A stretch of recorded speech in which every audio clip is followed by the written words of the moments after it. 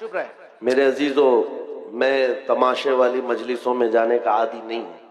मैंने सबसे पहले ही कहा यह महफिल रसूल है, इसका अदब बरकरार रखना जरूरी है। यहाँ अहले दिल होते हैं, अल्लाह के मलाइका उतरते हैं। बहरहाल बात मैं कंप्लीट कर रहा हूं, तवज्जो।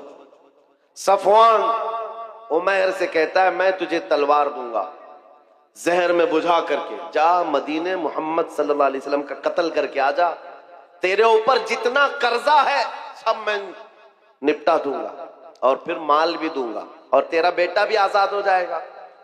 तो उमैर बिन वहब कहता है ठीक है, मैं इस काम के लिए राजी हूं। तलवार लिया। ये बात कहाँ हो रही है? खाना काबा के सामने हतीम में बैठकर सिर्फ दो लोग हैं और कोई नहीं है। तलवार को जहर में बुझा करके मदीने आ गया उमैर बिन वहब।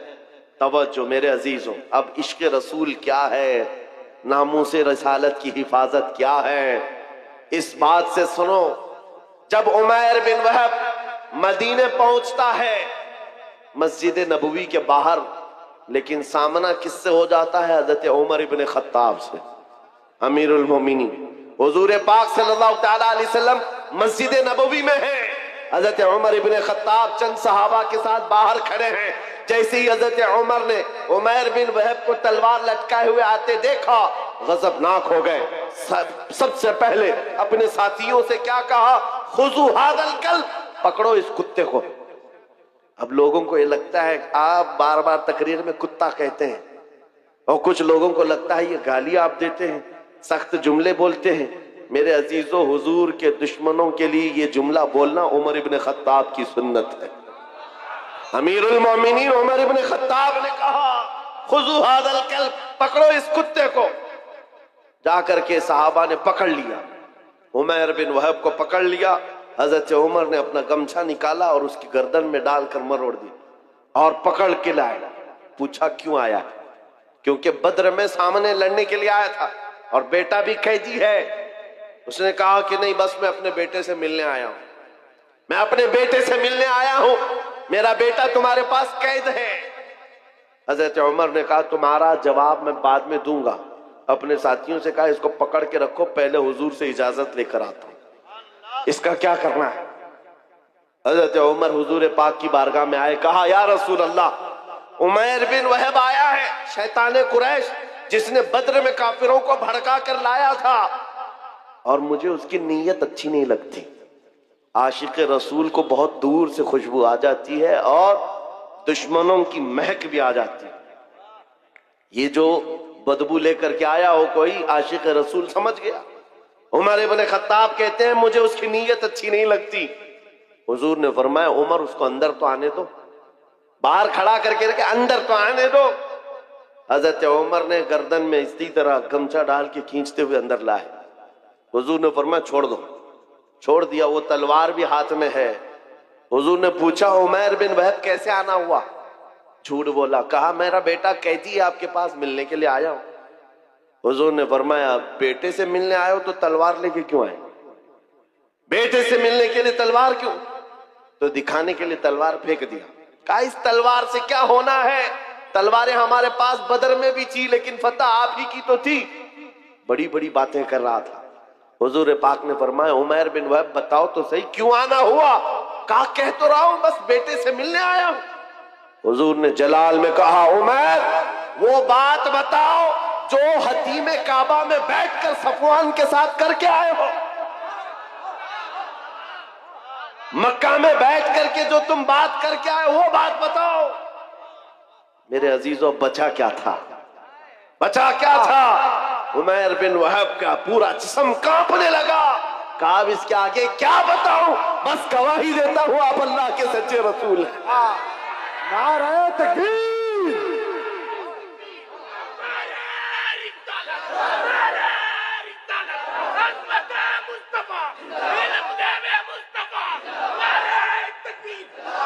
मैं ये तारीख बता रहा हूं, जहां जहां जालिमों ने कोशिशें की हैं, जिसको हुजूर पाक के खिलाफ खड़ा करने के लिए अल्लाह ताला ने उन्हीं को नबी का गुलाम बना दिया।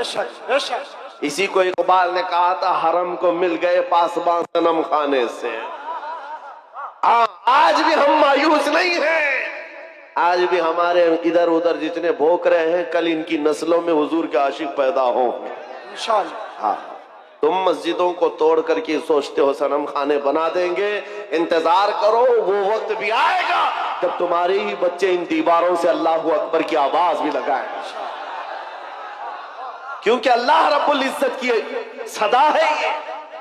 और तारीख ये बताती है जहां जहां से तोड़ने की कोशिश किया है, मेरे रब ने वहीं से इस्लाम के मीनार को बुलंद किया।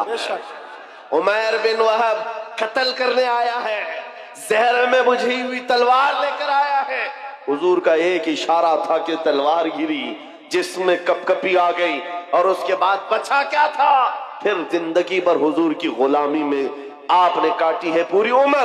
हुजूर पाक के आशिकों में शुमार होता है उमैर बिन वहब का। लेकिन हजरत उमर इब्न खत्ताब का मसलक भी तो देखो, मस्जिद के बाहर पकड़ कर के लाए थे, गर्दन में गमछा डालकर, और क्या कहा था? खुजू हाजल कल, पकड़ो इस कुत्ते को।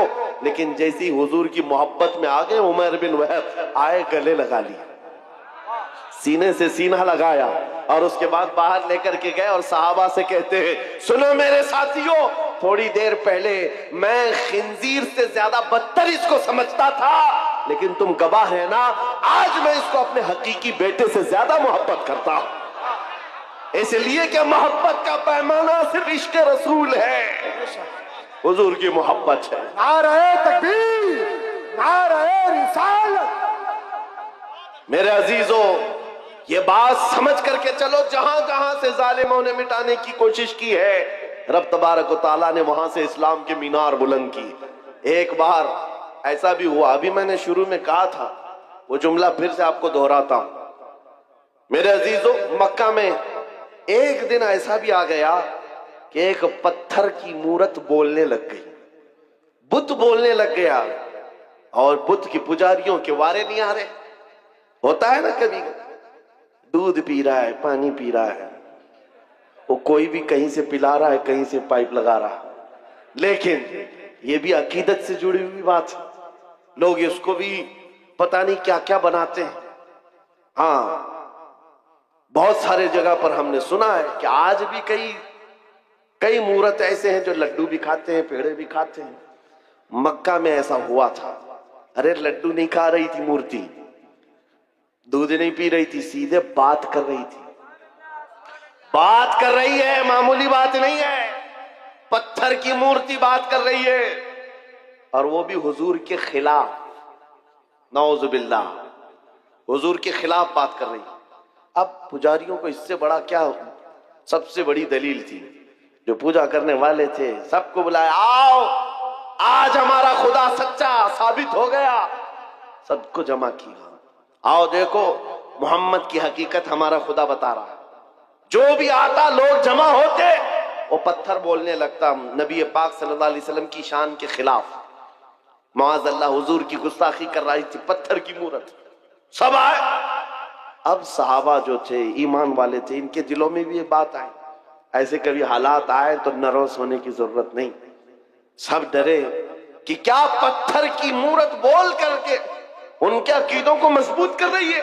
हुजूर के पास आए, कहा आका ऐसा ऐसा मामला आ गया है मक्का में, आपकी शान के खिलाफ पत्थर बात कर रहा है। हुजूर ने फरमाया चलो हम भी देखते हैं, चलो हम भी चलते हैं।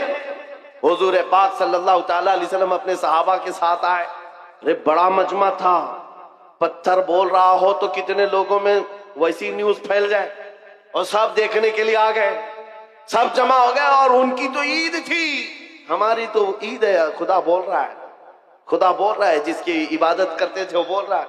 अब हुजूर जब तशरीफ लाए तो बोलती बंद हो गई, अब नहीं बोल रहा था। हुजूर ने पूछा क्या बोल रहा था बताओ। अब वो बेचारे इधर से उधर उसको मना रहे हैं, बोलो जो सुबह से बोल रहे थे, बोलो जो सुबह से बोल रहे थे। हुजूर है, हुजूर पाक सल्लल्लाहु अलैहि वसल्लम सामने है, लेकिन वो पत्थर की मूर्ति बोल ही नहीं रही, नहीं बोल रही है। बहुत देर तक कोशिश किया, सहाबा खामोश खड़े थे, लेकिन बाकी लोगों ने कहा हम सब गवाही देते, हम सुने हैं ये आपके खिलाफ बोल रही थी। हुजूर पाक ने कहा अच्छा ठीक है, बोल रही थी ये मूर्त। तो हुजूर ने उसको हाथ लगाकर कहा बोल लो जो बोल रही थी। पत्थर फिर बोल पड़ा, अशहदु अन्ना मुहम्मद रसूलुल्लाह, मैं गवाही देता हूं मोहम्मद अल्लाह के रसूल हैं। हुजूर पाक ने जब ये कहा यही बोल रही थी तो सबकी बगलें झांकने लग गए, सब चेहरे उतर गए और कुछ ने तो उसको गिरा भी दिया। सुबह से दोपहर तक खुदा था, अब नहीं है। हुजूर की शान में बोलने लग गया। पत्थर कैसे बोल सकता है, पत्थर कैसे बात कर सकता है? मेरे अजीजों, ये क्या मौजज़ा था। अब मैं आपको बताऊं, हुजूर अकरम सल्लल्लाहु ताला अलैहि वसल्लम जब वहां से वापस लौटने लगे, सहाबा इकराम फरमाते हैं हम इसी ताज्जुब में थे कि क्या माजरा था। बीच रास्ते में हुजूर अकरम सल्लल्लाहु अलैहि वसल्लम खड़े हो गए, किसी से बातचीत करने लगे। एक साहब आए हुए थे जिनके तलवार में खून के कतरे टपक रहे थे। हुजूर पाक ने पूछा कहां से आ रहे हो? सुनो, वो कोई इंसान नहीं, वो जिन्नात सहाबी रसूल थे, हुजूर के आशिक थे। कहा या रसूल अल्लाह, ये पत्थर कुछ नहीं बोल रहा था, उसके अंदर घुस करके एक काफिर मुशरिक जिन्न बोल रहा था। जिन्नात में से एक गुस्ताख था आपका, वो दाखिल होकर बात कर रहा था और इनको पागल बना रहा था। और इसका चर्चा जब हम में मशहूर हुआ, लोगों ने, हमारे जिन्नात ने ये बताया हुजूर की शान में एक कुत्ता जाकर जिन्नात में से भौंक रहा है। आका मुझसे रहा ना गया, मैं उठा और तलवार लेकर आया और जिस वक्त मैं पहुंचा तो देखा आप भी मजमे में आए हुए थे। आपके आने से पहले मैंने उसकी गर्दन मार दी और जब आपने कहा बता कौन है, उस वक्त मैं बोला था अशहदु अन्ना मुहम्मद रसूलुल्लाह।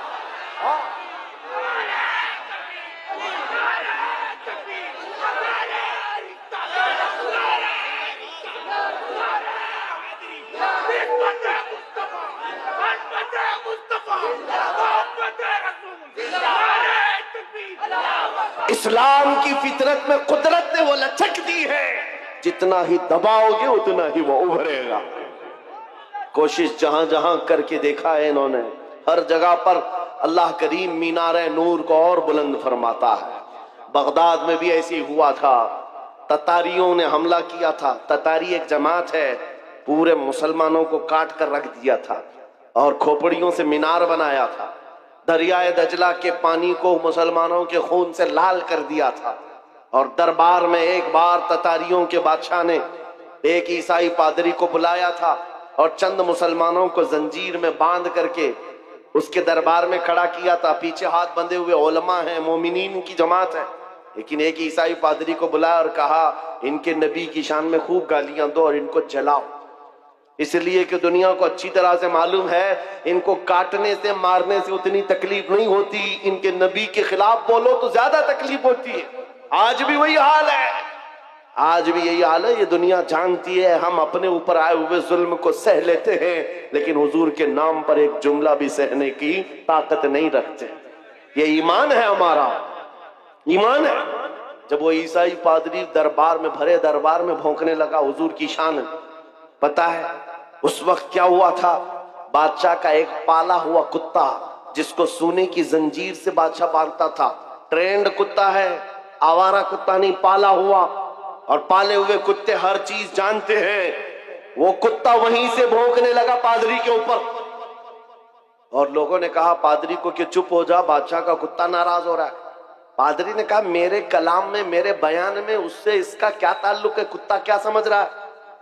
कुत्ता क्या समझेगा? फिर वो हुजूर की शान में पादरी बोलने लगा, कुत्ता फिर भौंकने लगा, फिर भौंकने लगा। ये बादशाह का कुत्ता है, खामखा नहीं भौंकता। पादरी किसी की नहीं सुना। फिर तीसरी बार हुजूर की शान में गुस्ताखियां, हर्जा सराई करने लगा। कुत्ता जंजीर तोड़कर निकल आया और भरे दरबार में आया और ऐसा हमला किया उस पादरी के ऊपर, चढ़कर दम जदन में उसको फाड़ कर दो टुकड़े कर दिए। ऐसी हैबत तारी थी सबके ऊपर, ऐसी हैबत तारी थी, कोई कुत्ते के करीब नहीं जा रहा था। बादशाह कुर्सी से खड़ा है, दरबारी सब खड़े हैं और उस वक्त जो मोमिनीन है, उलमा की जमात, जंजीरों में उनके हाथ बंधे हुए थे, वो कहने लगे मौला तेरा कैसा करम है, हाथ बंधे हुए हो मोमिनीन के। उस वक्त ये ख्याल आता है अब नबी की इज्जत को कौन बचाएगा? जब रब चाहता है कुत्तों से भी अपने नबी की इज्जत की हिफाजत करता है। और ये आम कुत्ता नहीं, इमाम इब्ने हजर अस्कलानी लिखते हैं कि इस कुत्ते की इस हरकत की वजह से सिर्फ डर नहीं बैठा था, उस दरबार में मौजूद 10,000 ततारियों ने इस्लाम कबूल कर लिया। कहां से मिटाओगे, कहां से निकालोगे? इस्लाम की फितरत में कुदरत ने वो लचक दी है, जितना ही दबाओगे उतना ही वो उभरेगा। आज के दौर के कुत्तों से भी मैं कहता हूं, आज बहुत सारे लोगों को खुजली हुई है, जगह जगह बैठकर छोटी वीडियो बनाएंगे, वायरल करेंगे, इस्लाम का विनाश कर देंगे, 20 लाख लोगों को कत्ल कर देंगे। ये बातें आती रहती हैं। ऐ मेरे अजीजों, ज्यादा ध्यान देने की जरूरत नहीं, मैं उनको सिर्फ इतना ही कहता हूं, वो पहले अपनी खुजली मिटा करके दिखाएं। इस्लाम मिटाना बहुत दूर की बात है। इस्लाम किसी छोटे पौधे का नाम नहीं है, उस अजीम दरख्त का नाम है जिसकी जड़ें तहतुस सरा में है, उसकी शाखें औजे सुरैया पर हैं।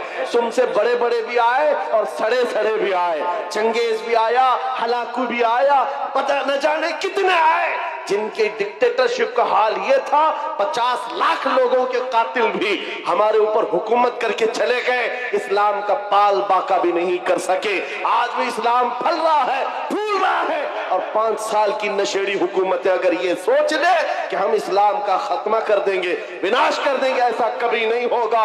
मेरा रब फरमाता है, युरीदूना लियुत्बिउ नूरल्लाहि बिअफ़वाहिहिम व यअबल्लाहु इल्ला अन युतिम्मा नूरहु। लोग ये चाहते हैं अपने मुंह के फूंकों से इस्लाम का चिराग बुझा दे, अल्लाह अपने चिराग को मुकम्मल करके रहेगा।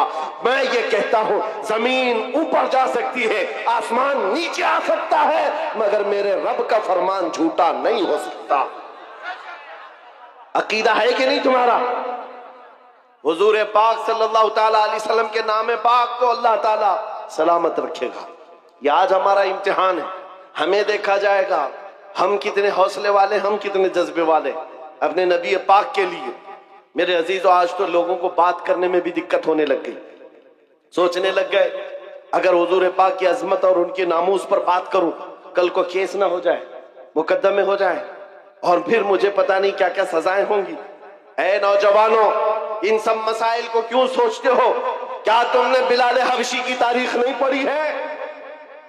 उन कुफ्फार ने क्या नहीं किया था। एक ड्रम में, जो लोहे का ड्रम होता था, बिलाल हबशी को दिन भर उसमें डाल के रखते थे गर्मियों में, और ऊपर से ढक्कन बंद करके, ऐसे कि कोई सख्त से सख्त आदमी भी गल जाए गर्मी से।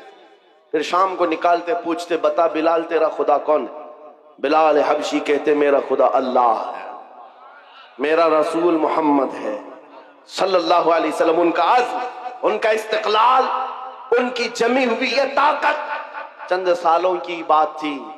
कुफार मक्का का जुल्म तो सह लिया, लेकिन मेरे अजीजों, ये मॉब लिंचिंग हमेशा नहीं चलती। चंद दिनों तक जुल्म आम हो सकता है, लेकिन कंटिन्यू नहीं। और बिलाल हबशी रज़ियल्लाहु ताला अन्हु ने इस्तिकामत का वो मजहर पेश किया था।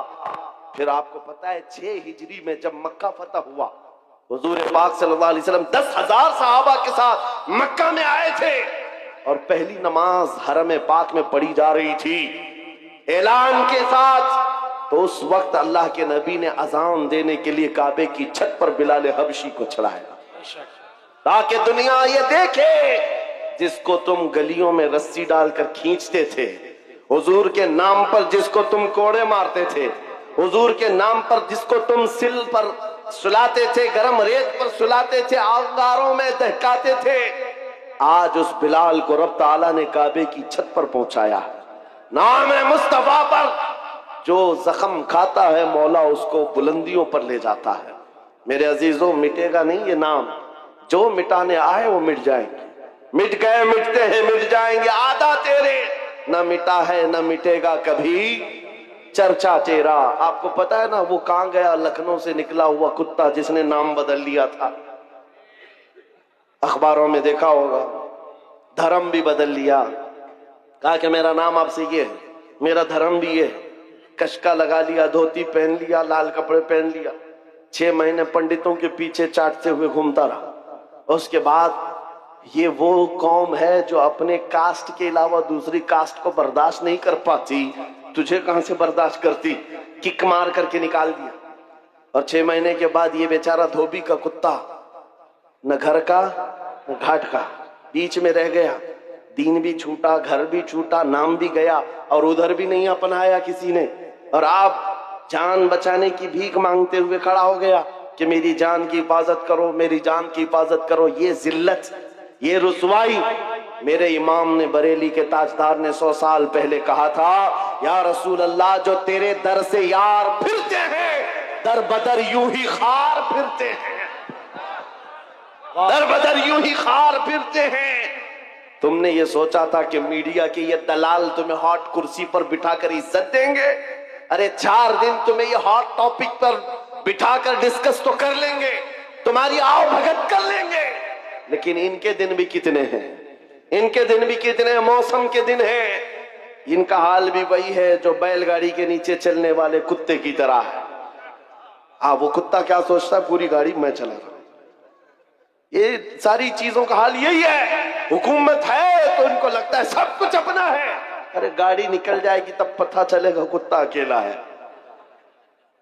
ये बात याद रखो, उनकी इज्जत बटोरने के लिए, उनकी जी हुजूरी के लिए तुमने धर्म बदल लिया, दीन बदल लिया, नाम बदल लिया, इज्जत वहां ढूंढते रहे।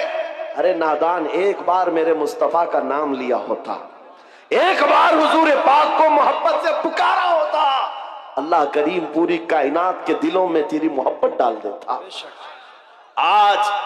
आज मैं एक दूर दराज का रहने वाला, लेकिन तुम्हारे यहां आता हूं तो ऐसा नहीं लगता कि अजनबी है। कोई अजनबीपन नहीं है। पहली मर्तबा अगर से सिल्लीगुड़ी में खड़ा होकर तुमसे बात कर रहा हूं, लेकिन ये हंसे हंसे मुस्कुराते चेहरे ये बता रहे हैं सदियों पुरानी हमारी मुलाकात है, हमारी पुरानी मुलाकात है। ये मोहब्बत तुम्हारे दिल में किसने डाली है? कौन है जो तुम्हें अजमत मेरे लिए रखा हुआ है? तुम आंखें उठाकर मुझे मोहब्बत से देखते हो, हकीकत है या नहीं? आने के लिए मोहब्बत के साथ लोग खड़े हैं मुसाफे में मोहब्बत के लिए। इसलिए नहीं है कि जुब्बा टोपी की इज्जत है, इसलिए नहीं है हुकूमत वक्त का कोई नुमाइंदा आया है, नहीं, बस बात सिर्फ इतनी है, जब तक बिके न थे तो कोई पूछता न था। या रसूल अल्लाह, तुमने खरीद कर हमें अनमोल कर दिया। या रसूल अल्लाह, जिंदाबाद। आला हजरत, आला हजरत, ताजुश शरिया, ताजुश शरिया, ताजुश शरिया, ताजुश शरिया, ताजुश शरिया, ताजुश शरिया। अज़ीज़ान गिरामी, आप तवज्जो से ये बात समझ के चलो। देखा है, उनकी बात करो, हर दिल पे राज करो। हुजूर की बात करो, इज्जत कमाना है, हुजूर के आशिक, हुजूर की वफादारी, उनके दरबार की नौकरी। अब जमाना जैसा भी आए, हर नौजवान ये अज़म करके उठेगा, ये वादा करके उठेगा इंशाअल्लाह। आज के जलसे में अहद करके उठेंगे ना इंशाअल्लाह। हाँ, मैं जंग के मैदान में नहीं उतार रहा हूं, मैं तुम्हें मैदान कत्ल व किताल में नहीं उतार रहा हूं, बस उस मैदान में उतार रहा हूं जब जब नबी पाक की सुन्नतों को दुनिया खत्म करने की कोशिश करेगी, आसमान से जमीन से मदद आने के लिए इंतजार नहीं करोगे। हर घर से बच्चा निकलेगा, तुम जितने मेरे नबी की मुखालिफत करोगे, मैं अपने हर बच्चे को हुजूर का आशिक बनाकर निकालूंगा। हर बच्चा हमारे घर के अंदर मोहम्मद नाम का होगा और हुजूर पाक की सुन्नतों पर चलने वाला होगा। तुम कितनी दाढ़ियां निकालोगे, कितनी टोपियां छुपाओगे? ऐ मुसलमानों, ये आज़म करके उठो, मेरे हर घर का बच्चा हुजूर की सुन्नतों का आशिक होगा, निकलेगा रास्ते पर। दुनिया कल को पुकार कर कहेगी, अरे ये सिल्लीगुड़ी की गलियां नहीं नजर आती, यहाँ तो मदीने की गलियों की खुशबू आया करती। ये आज़म लेकर के उठोगे, वाह, ये आज़म लेकर उठोगे और फिर तुम्हारे अंदर ये जोश और जज्बा खुद आएगा। तुम्हें सलमान अजहरी बनने की जरूरत नहीं, ये बनाया जाता है। ये बनने की जरूरत नहीं है, बनाया जाता है। हुजूर पाक सल्लल्लाहु तआला अलैहि वसल्लम के दरबार की नौकरी जिसने ले ली, उसके दिल से दुनिया का खौफ निकलता है, वो दुनिया को नहीं देखता। इकबाल ने कहा है, तो आलम से करती है बेगाना दिल को, अजब चीज है लज्जत आशनाई। हुजूर पाक की मोहब्बत जिसके दिल में आ जाए, दोनों आलम की उसे परवाह नहीं है कौन क्या कह रहा है, कौन क्या करने वाला है, इस बात की फिक्र नहीं। मैं यहाँ बंगाल की सरजमीन पर बैठे हुए हर नौजवान से सिर्फ इतना चाहता हूँ, अगर हुजूर की मोहब्बत में तुम नहीं खड़े होंगे तो कौन खड़ा होगा? हुजूर की अजमत के लिए तुम नहीं खड़े होंगे तो कौन खड़ा होगा? आज से ये अहद करेंगे ना, हुजूर ये पाक की मोहब्बत में हम तो गर्दन देने को तैयार है ना, जान उन पर निछावर करने को तैयार है कि नहीं? तो फिर हुजूर के नाम पर जान दे सकते हैं तो कुछ बुराइयां और कुछ गुनाह क्यों नहीं छोड़ सकते? हुजूर के नाम पर जो गाने सुनने की आदत है हम उससे तौबा करेंगे। जो फिल्मी गाने सुन करके सोते थे, जिसकी वजह से दिल में बुज़दिली आती है, निफाक आता है, गुनाहों की तरफ ले जाती है ये हरकतें। नौजवानों, तुम्हें जानबूझकर दुनिया इस नशे में डालती है। दिन भर गाने की धुन पर तुम नाचते कूदते रहो, तुम्हारे दिलों से अजमत निकल जाती है, खौफ बैठ जाता है। अब से यह अहद करके उठना, आज से जाऊंगा तो ये वादा करके जाता हूं, मैं सो जाऊं या मुस्तफा कहते कहते, खुले आंख सल्ले अला कहते कहते। जब तुम्हारी आदत बन जाएगी तो फिर दिल भी जवान रहेगा इंशाअल्लाह। 80 साल के भी हो जाओ, 90 साल के भी हो जाओ, हाथ पैर काम ना कर रहे हो मगर मौला तुम्हारा रौब लाखों के दिलों पर डाल कर रखेगा। हुजूर के लिए अपना कुर्बान करो, वफादारी करो, और जितनी कोशिशें ये मिटाने की हो रही, कुछ नहीं होने वाला, कुछ नहीं होने वाला है।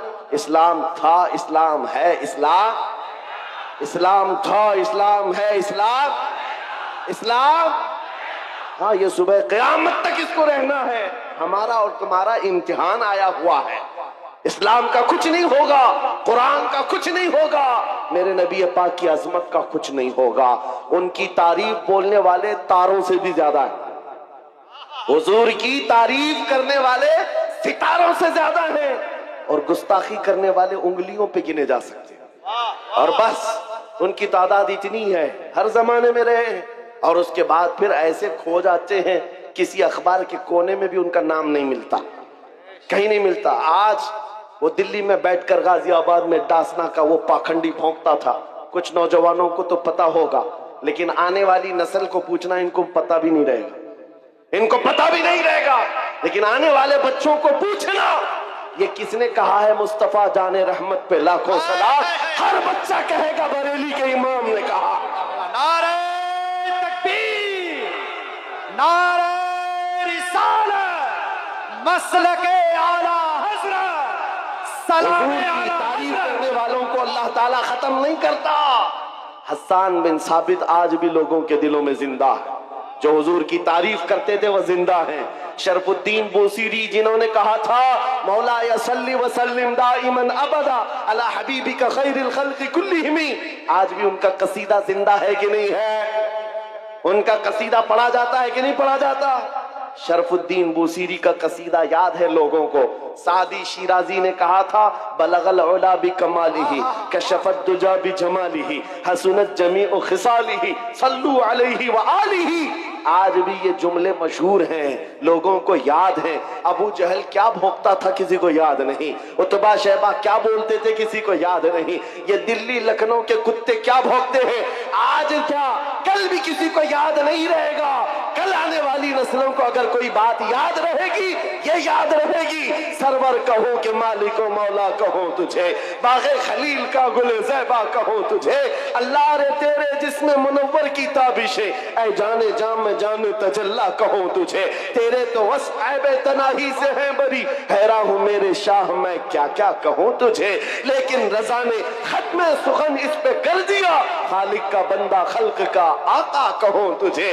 हो सकता है यहाँ बैठे हुए सारे लोग नात खानी नहीं करते होंगे, सब नात नहीं पढ़ते होंगे, चंद लोग ही हैं जो नात पढ़ते हैं। उसके बावजूद 100% गारंटी के साथ मैं ये कह रहा हूं, तवज्जो, बहुत बड़ी बात कर रहा हूं, बहुत बड़ी बात मैं अपने हर मजमे में ये कहता हूं और नापता भी हूं, गारंटी के साथ कह रहा हूं, बच्चों को हमारी गुस्ताखियां याद नहीं रहेंगी, हुजूर की तारीफ याद रहेगी।